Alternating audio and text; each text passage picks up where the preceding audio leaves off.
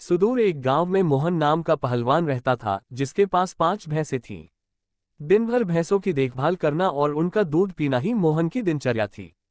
भैंसों का दूध पीते रहने के कारण वह काफी बलवान हो गया था। मोहन अपने बचाव और सहारे के लिए एक लोहे की छड़ हमेशा साथ रखता था। इस कारण कोई भी मोहन को एक बार देख लेता तो उसकी हृष्ट-पुष्ट काया व शक्तिशाली शरीर को देखकर डर जाया करता था। मोहन का पूरी दुनिया में कोई नहीं था, तो उम्र बढ़ने के साथ उसे अपनी शादी की चिंता सताने लगी थी। इसलिए वह अक्सर लोगों से पूछा करता था कि उसकी शादी कहाँ और किससे होगी। लोग उसे देखकर डर जाते व उसके सवाल का जवाब न दे पाते थे। इस पर मोहन उनके साथ मारपीट किया करता था, जिसके चलते लोगों ने उस रास्ते से ही गुजरना बंद कर दिया था।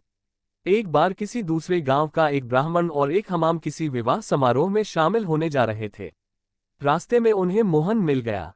मोहन ने ब्राह्मण को देखा तो उसने दोनों को अपने पास बुलाते हुए कहा कि आप तो मुझे ज्ञानी नजर आते हो, बताइए मेरी शादी कब और कहाँ होगी। इस तरह पहलवान का सवाल सुनकर दोनों ठिठक गए। हमाम काफी चतुर था, उसने सोचा कि अगर हम इससे बहस करेंगे तो इसके बल के आगे हमारा कोई मुकाबला नहीं। हमाम को एक तरकीब सूझी और उसमें दूर एक ताड़ के पेड़ की ओर उंगली से इशारा करते हुए कहा कि आपकी शादी वहीं होगी। हमाम की बात सुनकर मोहन फूला नहीं समाया और प्रसन्न होकर उसने अपनी 5 भैंसें दोनों को दान में दे दी और ताड़ के पेड़ की दिशा में चल पड़ा। उस ताड़ के पेड़ के पास एक महिला अपने पति व एक बच्चे के साथ रहती थी। उसका पति बड़ा ही धूर्त व आलसी किस्म का शख्स था और उसे बात बात पर झूठ बोलने की आदत थी। इस वजह से वह महिला अपने पति से बेहद परेशान रहती थी। काफी दूर तक पैदल चलने के बाद जब मोहन ताड़ के पेड़ के पास पहुंचा तो वह औरत घर के बाहर निकली। घर के आंगन में प्रवेश करते हुए मोहन लड़खड़ाकर गिर पड़ा और उसका एक हाथ औरत के गाल पर तमाचे की तरह लग गया। औरत को लगा कि पहलवान जरूर उसके पति को जानता होगा। अपने एक हाथ से गाल मलते हुए औरत ने पहलवान को अतिथि कक्ष में बैठने के लिए कहा और उसे जलपान कराने लगी। इतने में औरत का पति वहां पहुंच गया। एक पराये मर्द के साथ अपनी पत्नी को देखकर वह गुस्से से मोहन की ओर इशारा कर पत्नी से पूछने लगा कि यह शख्स कौन है। औरत ने डरते हुए कहा कि उसे लगा कि वह परिचित है, इसलिए उसने उसे भीतर आने दिया।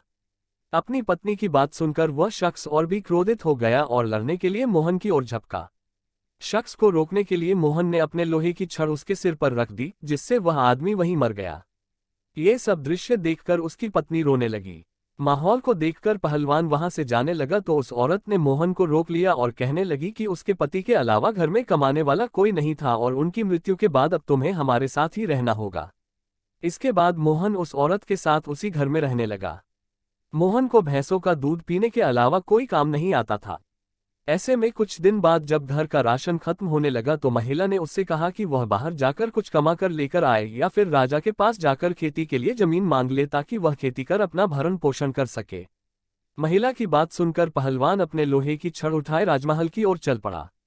राजमहल के पास पहुंचने पर सभी द्वारपाल और सैनिक मोहन की काया देखकर डर से कांपने लगे और तुरंत राजा तक सूचना पहुंचाई कि कोई बलवान हाथ में लोहे की छड़ लिए महल की ओर बढ़ता चला आ रहा है।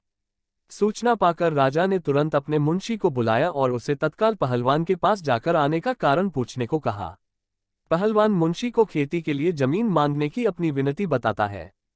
संदेश लेकर राजा के पास पहुंचने पर राजा पहलवान को ढेर सारी जमीन देने का आदेश देता है। मुंशी बेहद चतुर होता है तो वह राजा द्वारा पहलवान को दी गई अधिकांश जमीन स्वयं के लिए रखकर मोहन को कब्रिस्तान के पास एक बंजर जमीन का छोटा सा टुकड़ा दे देता है, जिसे पाकर पहलवान खुशी खुशी वापस लौट जाता है। उस बंजर जमीन के पास के बीच में एक पीपल का पेड़ होता है, जिस पर भूतों का बसेरा होता है। जमीन को फसल उगाने योग्य बनाने के लिए जब पहलवान जुताई शुरू करता है तो पेड़ के कारण उसे खेत जोतने में परेशानी आने लगती है।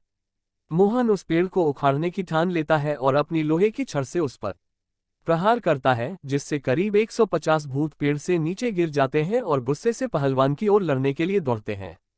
पहलवान अपनी छड़ से सभी भूतों के छक्के छुड़ा देता है। पहलवान से जीतना असंभव जानकर भूत मोहन के सामने पेड़ न काटने की गुजारिश करने लगे।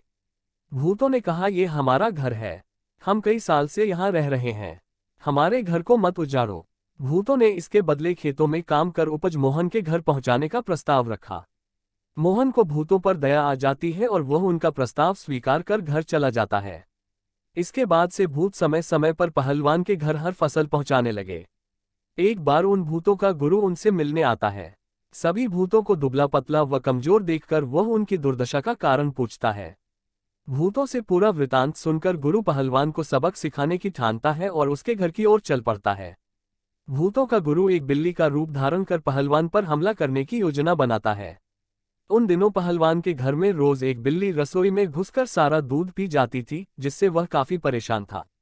उस दिन पहलवान भी उस बिल्ली को सबक सिखाने के लिए दरवाजे के पीछे छिपकर बिल्ली का इंतजार कर रहा होता है।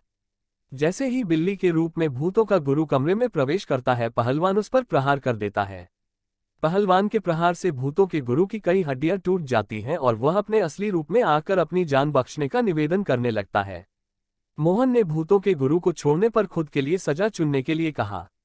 ऐसे में भूतों के गुरु ने कहा कि उसे बख्शने पर वह राशन की मात्रा दोगुनी कर देगा।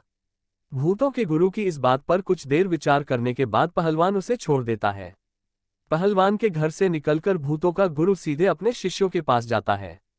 शिष्यों के पूछने पर वह उन्हें पूरा वृतांत बताता है और कहता है कि अब से पहलवान के घर भेजने वाले राशन की मात्रा दोगुनी करनी होगी।